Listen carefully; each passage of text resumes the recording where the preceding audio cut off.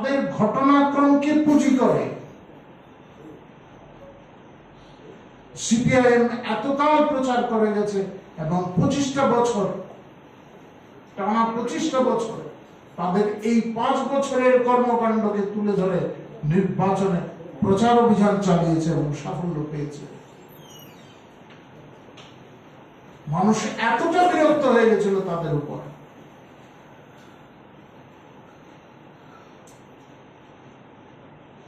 আইন শৃঙ্খলা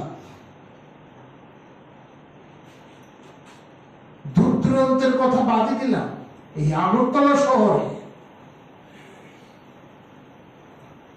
আমি আর তাদের নাম উল্লেখ করতে চাই না,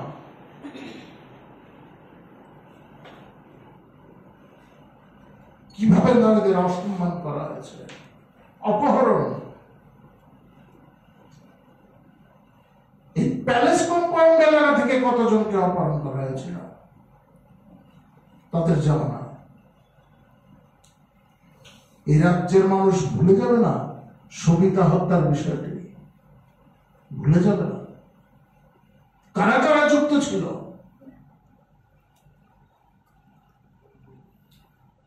এই ছিল আইন শৃঙ্খলা।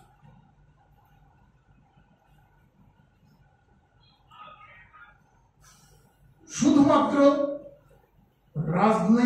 রাজনৈতিক লাভের অঙ্ক কষে উপনির্বাচনের আগে আমাদের শ্যামহরি শর্মাকে হত্যা করা হয়েছে। এগুলো কি ত্রিপুরার মানুষ ভুলে যাবে? এদের সমর্থনে এসে মানুষ দাঁড়াবে?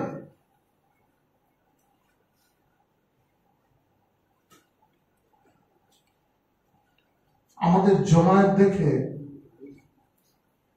আমাদের জমায়েতে উপস্থিতি দেখে সাধারণ মানুষের যে অংশগ্রহণ ছিল তা দেখে তারা ঘাবড়ে গেছেন।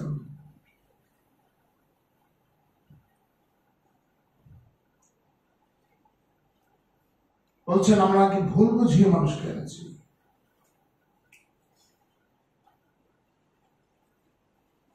মানুষ স্বতঃস্ফূর্ত ভাবে আসে। আজকের দিনে মানুষকে বোকা বানানোর সুযোগটা খুবই কম। মানুষ সব জানতে পারে, সরকারি প্রকল্পগুলি সম্পর্কে জানতে পারে, কারা এই সমস্ত প্রকল্প থেকে সুযোগ নিতে পারেন সেই সমস্ত বিষয়ে জানে, কিভাবে নিতে পারেন সেই সমস্ত বিষয়ে জানেন। তারা এও জানেন এখন চাকরির জন্য কিংবা সরকারি ঘোষিত বিভিন্ন প্রকল্পের সুবিধা নেওয়ার জন্য নেতার বাড়িতে ভিড় করতে হয় না, মন্ত্রীর বাড়িতে ভিড় করতে হয় না, সেগুলি জানেন মানুষ।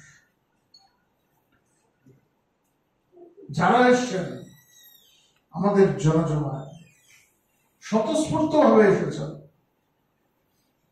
আপনারাই কথা বলেছেন অনেকের সঙ্গে, আমাদের যারা সাধারণ সমর্থকরা এসছেন তাদের সঙ্গে আপনারা কথা বলেছেন।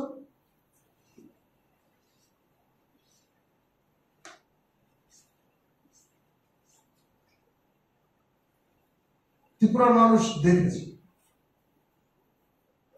পূর্ব অভিজ্ঞতার সঙ্গে তাদের বিচার বিবেচনা করেছেন বর্তমানের যে অবস্থা, যে ব্যাপক গুণগত পরিবর্তন এসছে। রেলের নামে শুধু আন্দোলন হয়েছে,